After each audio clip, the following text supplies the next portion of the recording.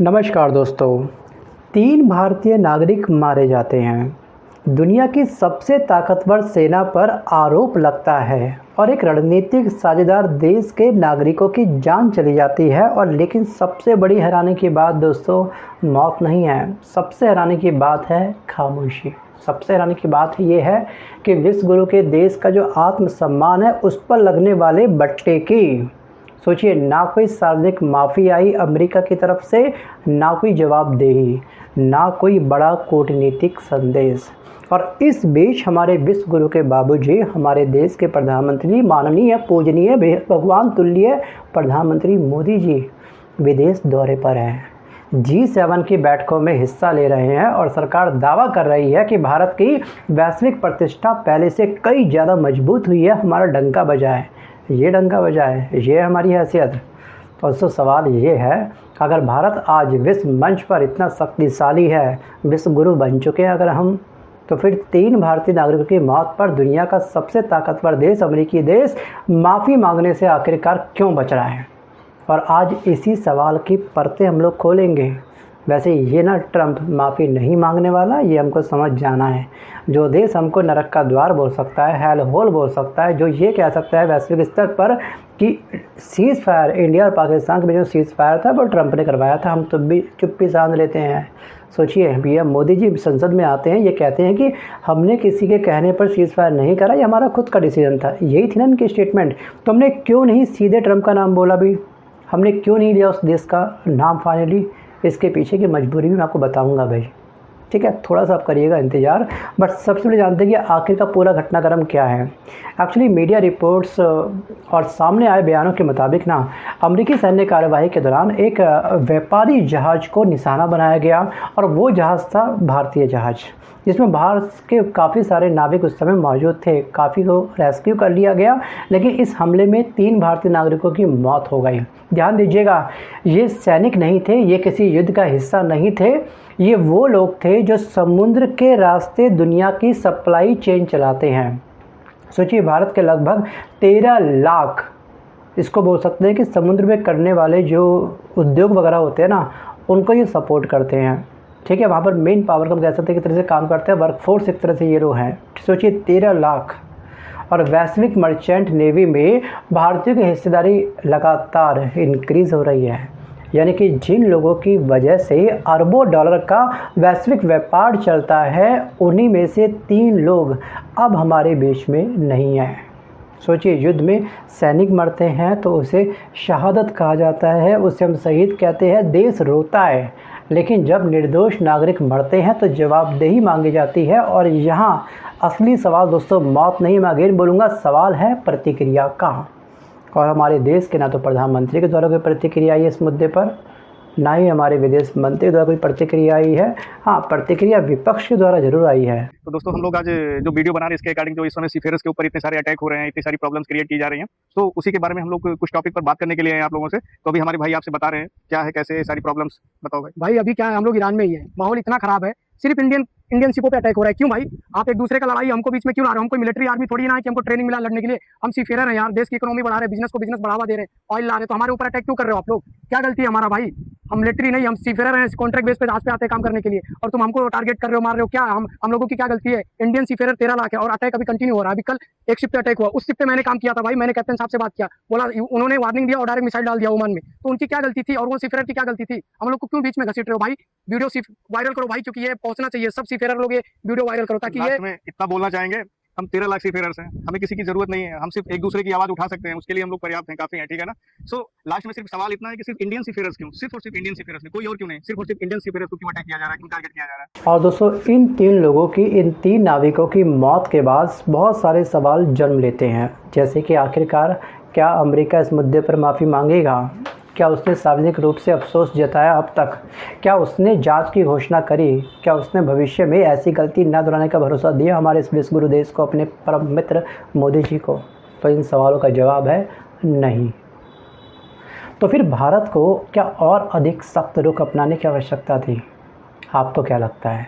वैसे हमको तो रुख उसी दिन अपना लेना चाहिए था जिस समय इसने हमारे भारत देश को नरक का द्वार किया था। ये हमको उसी समय एक सख्त रुख अपना लेना चाहिए था जिस समय इसने कहा था कि वो भारत के प्रधानमंत्री पीएम मोदी जी का राजनीतिक कैरियर समाप्त कर सकता है।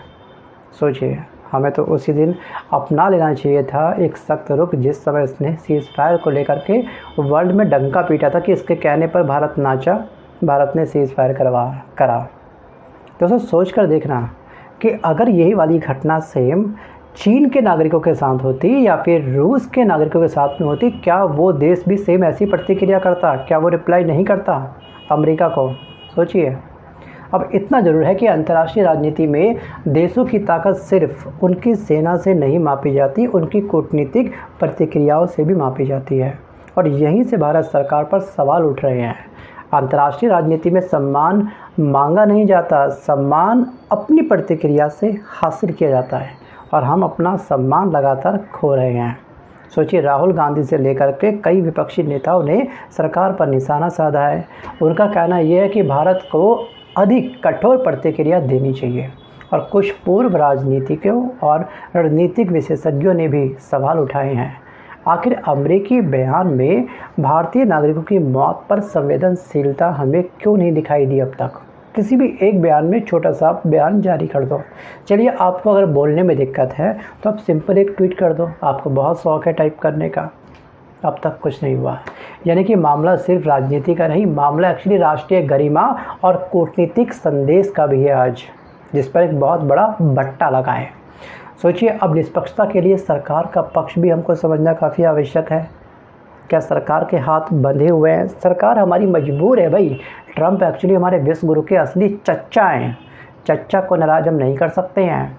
अब दोस्तों, सरकार के समर्थकों का ये कहना है कि भारत और अमेरिका के रिश्ते केवल एक घटना से तय नहीं होते हैं।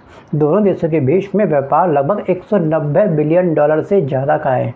रक्षा सहयोग हमारे बीच में लगातार बढ़ रहा है। अमेरिका इंडिया के बीच में और इंडो पैसिफिक रणनीति में दोनों साझेदार देश हैं। अब दोस्तों, ऐसे में हमारे समृद्धकाल की या फिर विश्व गुरु की जो सरकार है वो साझी टकराव की बजाय शायद कूटनीतिक चैनलों के जरिए मामला उठाना चाहती होगी।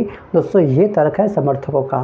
लेकिन एक बात ध्यान रखिएगा कि जंगल के सीधे पेड़ हमेशा पहले काटे जाते हैं और ट्रंप की वो टैरिफ वाली सनक के माध्यम से ट्रंप हमारे पेड़ों की जड़ों को कई बार काट चुका है।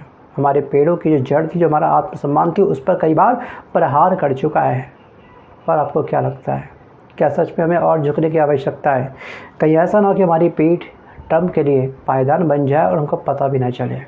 दोस्तों, मजबूत रिश्तों की ना असली परीक्षा अच्छे टाइम में नहीं होती है। असली परीक्षा होती है मुसीबत के समय में कौन देश हमारे काम आ रहा है। और दोस्तों, इस पूरे विवाद का सबसे बड़ा सवाल राजनीतिक नहीं है, सबसे बड़ा सवाल है भारतीय नागरिक की क्या कीमत है, अपने देश के अंदर भी और बाहर देश के अंदर भी। चाहे वो किसान हो, मजदूर हो, छात्र हो या समुद्र में काम करने वाला भारतीय नाविक ही क्यों ना हो। सगस दुनिया को ना ये संदेश जाना चाहिए कि भारतीय नागरिक की जान की कीमत है। और अगर किसी भारतीय नागरिक की जान जाएगी किसी दूसरे देश की गलती की वजह से, तो भारत उससे जवाब जरूर मांगेगा। और दोस्तों, इस सवाल का जवाब कब मिलेगा हमको, और उसके लिए हमको करना है केवल थोड़ा सा और इंतज़ार, या फिर एक बहुत लंबा इंतज़ार। मैं अगेन बोलूँगा कि हमारा जो ये देश है ना, विश्व गुरु देश जो भारत है, ये एक्चुअली एक बिग बॉस का शो बन चुका है, जहाँ पर डेली एक नया एपिसोड लॉन्च होता है, जहाँ पर एक नया क्रिंच मसाला लॉन्च होता है। लोग नए क्रिंच मसाले पर स्विच कर जाते हैं, ट्रेंडिंग न्यूज़ पर स्विच कर जाते हैं, पिछली न्यूज़ को भूल जाते हैं। कुछ ऐसे ही हमारे साथ हो रहा है और हम इस चीज़ के एक्चुअली अब आदी बन चुके हैं। सोचिए, 3 भारतीय नागरिक जो बीते कई दिन मारे गए हैं वो वापस नहीं आएंगे, लेकिन ये घटना एक सवाल छोड़ गई है। यह सवाल ये छोड़ गई है, क्या भारत आज इतना मजबूत है कि अपने नागरिकों के लिए दुनिया की सबसे बड़ी ताकतों से भी जवाब मांग सके? क्या हम इतने कैपेबल आज हैं, या फिर हम सिर्फ भाषणों में महाशक्ति बन चुके हैं, हमारा डंका पीटा जा रहा है, विश्व में हमारी बहुत बड़ी रिस्पेक्ट है? फैसला आप कीजिएगा। क्या ये दावे तमाम खोखले थे या फिर इसमें वास्तविक रूप से कुछ सच्चाई थी? और कमेंट करके आप मुझे पक्का बताइएगा। क्या भारत सरकार की प्रतिक्रिया ये पर्याप्त थी कि मुंह में दही जमाया, कुछ रिप्लाई नहीं करा, या फिर हमारी कार्रवाई सख्त होनी चाहिए? अगर आप भारत देश के प्रधानमंत्री होते और ट्रंप से आपको बात करनी होती तो आप क्या बात करते? जी हाँ, वो स्टेटमेंट आप मुझे कमेंट करके ज़रूर बताइएगा। या फिर आप भी बस मुंह में हल्की सी दही जमाते, बस इस मामले को ठंडा होने देते, या फिर आप ये कहते कि ये तो भैया नियति में था, जितनी चाबी भरी राम ने उतना चले खुलौना, जाको राखे साइयाँ मार सके ना कोई। क्या आप इस विचारधारा के व्यक्ति हैं? थिंक अबाउट इट, कमेंट करना मत भूलिएगा। सो गाइस, आज के इस वीडियो में बस के इतना ही। मिलता हूँ जल्द अपने वीडियो के साथ, तब तक के लिए धन्यवाद।